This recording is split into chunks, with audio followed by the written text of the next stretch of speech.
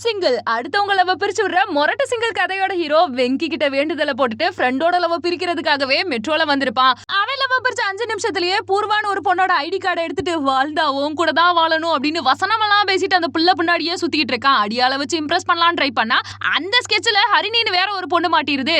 இதை எதையும் கண்டுக்காத ஹீரோ பூர்வாவோட ஷோரூமுக்கு போயிட்டு கார் வாங்குறேன்னு ஏமாத்தி அவளை காஃபி ஷாப்க்கு வர வச்சு காதல சொல்லுவான். கடுப்பானவ காப்பியை மூஞ்சில ஊத்தி விட்டுருவா. அடியாளுங்களை வச்சு அடிக்கிறா. ஃப்ரெண்ட்ஸோட பேச்ச கேட்டு லவ் பண்ற மாதிரியே நடிக்கிறா. இந்த உண்மை எல்லாத்தையும் ஹரிணி எக்ஸ்பிளைன் பண்ணாலும் ஹீரோ கேக்குற மாதிரி இல்ல. ஹைட் பத்தாத ஹரிணி பூர்வா தான் என் ஆளு, என் இதயத்தின் கோல் அப்படிலாம் பைத்திய மாதிரி உளறிக்கிட்டு இருக்கான். இன்னொரு பக்கம் பார்த்தா பூர்வாவோட அம்மா சர்ஜரிக்கு ஹீரோ நிறைய ஹெல்ப் பண்ணிருப்பான் போல. அவளுக்காக லோன்லாம் கட்டியிருப்பான் 10 லட்சம் வரைக்கும். இதுல இம்ப்ரெஸ் ஆனவ ஹீரோ கிட்ட ப்ரப்போஸ் பண்ணணும்ன்ற லெவலுக்கு போயிடுறா.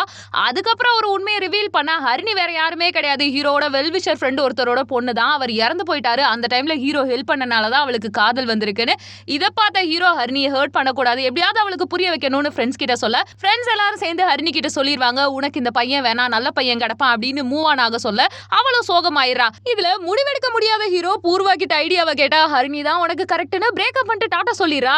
சரி ஹரிணி கிட்ட போலான்னு பார்த்தா ஹரிணி வேற ஒரு பையனோட உட்காந்து இவன் தான் நான் இப்போ லவ் பண்ற பையன், என்னோட காதல் வழியை இவன் தான் தீத்துட்டான்னு சொல்ல ஹீரோ மொத்தத்துக்கு போங்கடி என்கிட்ட அப்படின்னு தனியா மொரட்டு சிங்கிளா உட்காந்து ஃபீல் பண்ணிட்டு இருக்கான். சரி பூர்வா கல்யாணத்தை நிப்பாட்டலான்னு ஹீரோவும் ஃப்ரெண்டும் போனா மரியாதையா பந்தியில சாப்பிட்டுட்டு கையை கழுவிட்டு போயிரு அப்படின்னு லெட்டர்ல மிரட்டிட்டு இருக்கா. ஹரிணிக்குனா கல்யாணமே ஆயிருது, உனக்கு ஒரு நல்ல பொண்ணு கிடப்பான அவ நகர ஸ்கூல் கிரஷ் கண்ணிலேயே ப்ரப்போஸ் பண்றா, காலேஜ் கிரஷ் நீதான் என் புருஷன்னு சொல்றா. இதை பார்த்த ஹீரோ வந்தா மொத்தமா வருவீங்க இல்லைன்னா ஒத்தையா விட்டு போயிருவீங்க, எவ்வளவு வேணாம் அப்படின்னு வேட்டியை மடிச்சு கட்டிட்டு வாயில ரேடியோவை பிடிச்சிட்டு கமிட்டட்ஸை கடுப்பாக்க கிளம்ப இறங்குறான். படமும் முடியுது.